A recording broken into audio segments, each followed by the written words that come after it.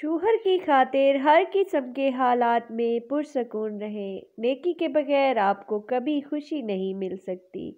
رشتہ برقرار رکھنے کے لیے سننا ضروری ہے اور مضبوط کرنے کے لیے کوشش۔ ایک لفظ سے اگر کام ہوتا ہے تو دوسرا لفظ استعمال نہ کریں۔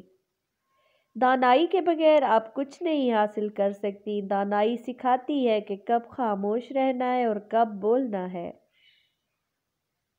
فرما بردار بیوی ہمیشہ اپنے شوہر پر حکومت کرتی ہے۔